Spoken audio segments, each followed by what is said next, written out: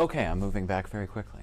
All right. This is the first time I've done the stand-up situation with you, so Sure. I like it to have a more of a setup feel, where normally I'm sitting down and I'm looking right into the camera. That's a little like, well, here we go. But the important thing is the first alert weather night that we are about to experience. That's right. That's exactly what it is. We've been talking about this for the last about 24 hours or so, about how we've got severe storms moving into our region. That'll be, as you mentioned, later this evening, overnight, even into early tomorrow morning. So we have issued this first alert weather day. We just don't have the night graphic, but trust me, we've got it here. Later tonight is when this is going to happen, severe storm potential. So what we kind of do is we monitor upper level air dynamics, and we also talk those dynamics, I should say, in the upper levels, talking about, okay, what is that storm potential? Then we look at the Storm Prediction Center to kind of see what their thoughts are as well. They're the ones who actually issue some of the warnings or some of the information that you are about to see here. Okay. So with that, I'm going to go ahead and move right in. Well, please. You okay? Yeah. I don't mean to take this show over, but I'll just jump in.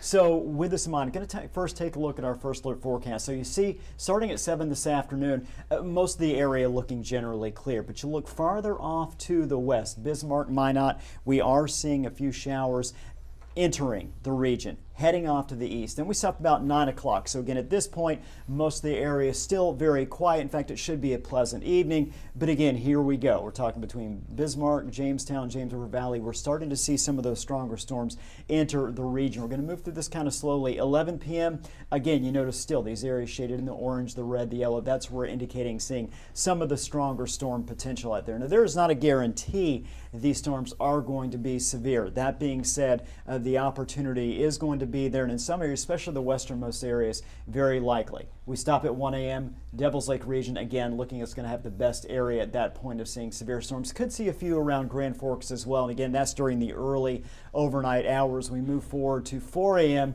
You can see, especially look at these purples, these deep reds, that indicates we could see the best chance for severe weather. So again, that potential is there. Going to push right on through until about 7 a.m. Notice Roseau down through just west of Thief River, still looking at that opportunity for severe storms. And we're not seeing severe storms. We're certainly going to see rain across much of the region, spreading toward the south during mid-afternoon, stopping at 3. That's when I think storm showers eventually, or finally, I should say, exiting the region. So again, the next about 24 hours or so are going to be active, I think, especially this evening during the early overnight hours. Now, we talked about Storm Prediction Center just a minute ago. These areas here shaded in orange, that is where we have an enhanced opportunity for storms at their level 3 greatest threats. And it's got golf ball size hail. Could even see in some of the areas shaded in orange here, we could see tennis ball sized hail. So that is a big issue, of course, very damaging, as you might imagine. Wind speeds up to 70 miles per hour. We do have a low tornado risk. That is for those areas that a little bit farther west. We're not seeing the orange. Western Stutsman County there, western Lamar, western Dickey. So again, most of our area is not going to be in this orange, the enhanced region. But we do have Devil's Lake Basin, James River Valley. That's where we have that slight risk. And again, all of these come into play, these threats right here. You get to the dark green, which does include Grand Forks, Fargo down through Sisseton. That's that marginal risk area. Much smaller opportunity, but the chance is still there. Then we head even farther east to the, you see the light green, that's non-severe storm activity, Fergus Falls, Baudette. And again, this is for tonight into early tomorrow. I want to go ahead and show you, okay, with those risks we just talked about, elevated risk for hail. We're talking about significantly large hail southwest, large hail 1.75 inches up to 2.5 inches possible. So again, damaging hail, obviously one of those scenarios where certainly don't want to be outside. That is damaging to you as well as what else is out there, cars, siding, windows, that sort of thing. We jump into our wind. Again, the area shaded in yellow, elevated risk. That does include Jamestown. That does include Ellendale. Isolated risk for the wind threat. What are we talking? Wind gust up to 70 miles per hour, which of course is damaging winds. We move on to tornado threat. Now, some good news here. We'd love to see this completely black at no risk. That's not the case.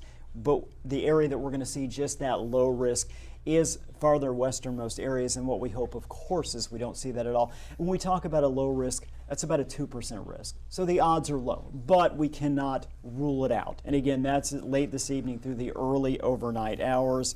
And yeah, jumping into tomorrow, for the most part, that threat moves to the east. So that is good news for us. Still could see a few storms hanging on. That's a lot, I know, and I just haven't let you talk, Gabe. Well, no, I think it's good because then I'm internally indexing, and then I'm going to come back and have these things laid out for you of what I can ask you about. Yeah. First, though, 2% chance, it's a risk, but we can't rule it out. I think that's what I told my girlfriend most recently when I bought another Mega Millions ticket. Right. When I was like, listen, hey, we could maybe spend this a little bit more prudently, but you never know. Right. So it's important to prepare for the possibility. Yeah. But actually, just recently on the desk, I was talking with Quinn Gorham out in the Twin Cities, and you saw everything that took place that caused them to delay the state fair. Absolutely. A lot of what I saw there was actually flooding from the heavy precipitation. The winds were very high. They caused some structural damage, but it was just very difficult for drivers and such to traverse the roads.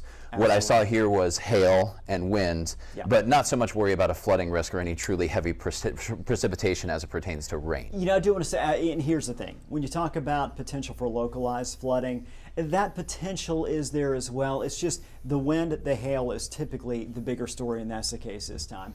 These storms are set up in such a way, though, that we could see a little bit of what we call training. And what that means is storm hits a certain area, and then you get more like a couple, 3 strong storms dumping a lot of rain. So that is certainly not something we're going to rule out. If you recall, as we looked at the system as it was moving through, especially early morning through mid-morning tomorrow, we saw these northern areas. We looked at Roseau, we looked at Grand Forks, Baudette. That's an area I think that's most susceptible, along with, folks, some areas in the Devil's Lake Basin, James River Valley. So the biggest factors, hail and wind.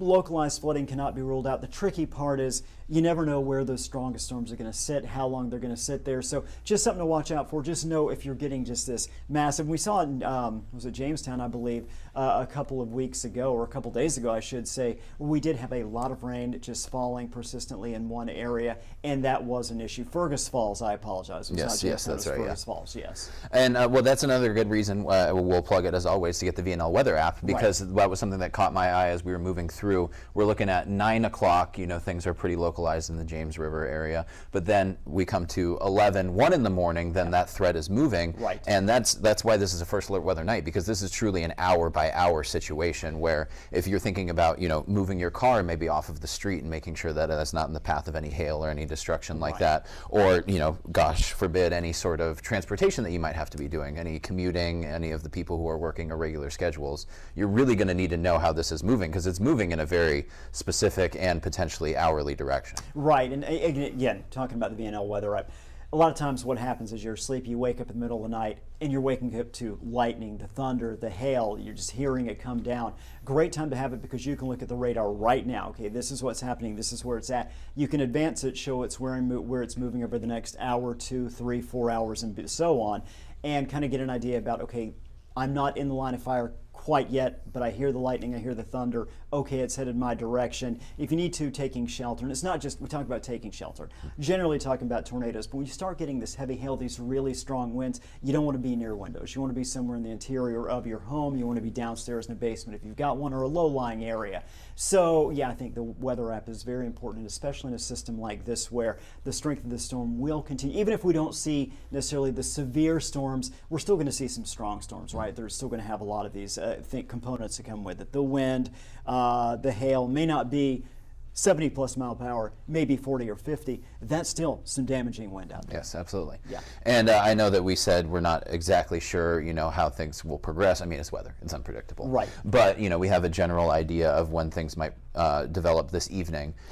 Do we have a cap on what time we're looking at tomorrow to call off the first alert warning, and when people can, sort of let their guard down maybe a little bit? Right. I think as we head toward the morning hours, let's say about 6, 7 a.m., I think that highest level, the potential for severe storms, starts to really downgrade. I will say that tomorrow afternoon, before the system exits the region, really focusing in areas like Baudette, down through Bemidji, down through Fergus Falls, areas east, we could see a little bit of re-strengthening. We could see a severe storm or two there. I will tell you, the odds are less likely for that tomorrow afternoon than what we're seeing later this evening and tonight for many of those areas in the northern areas and western section. Again, mentioned Devil's Lake Basin, James River Valley in particular, and northern Red River Valley. I think the opportunity is higher for that tonight than it is for these areas off to the east tomorrow.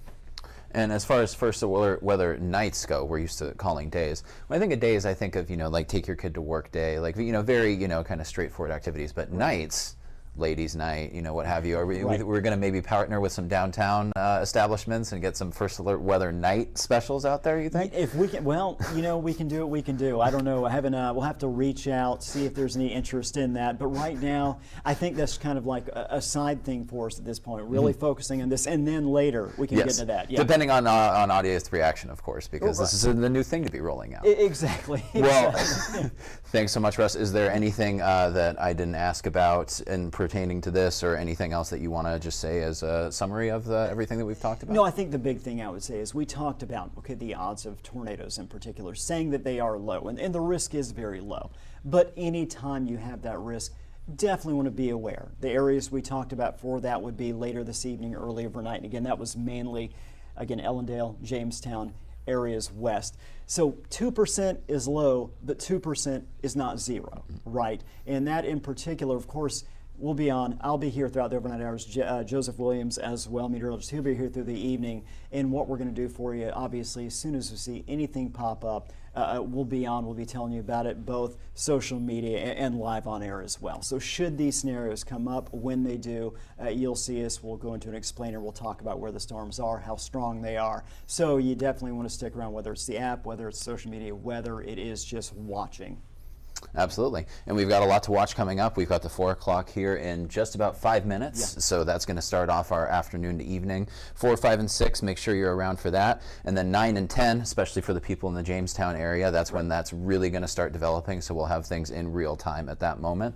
And then everyone, just be appraised and make sure that you're keeping an eye on that VNL weather app throughout the evening until the bulk of the threat passes in the early morning. Exactly. All right, well, that was our weather check-in. We now make sure that we're going to cede the floor to the main broadcast so that you're not diverted by our fantastic faces here on Facebook Live. But thanks so much for joining us. Thanks so much for sticking with Adam Shalafu through all of those awesome breaking news updates that he just did. The interview with Devin Fry out in Colorado. We love bringing you this content on the digital desk, so make sure that you check back in whenever you see any of that notification pop up. But for now, get to that 4 o'clock and Bobby Fallett, I believe. Bobby and Joseph Williams. And Joseph Williams, exactly. That's right. Well, yes. Thanks again, Russ. I really appreciate it. Okay, thanks, Gabe.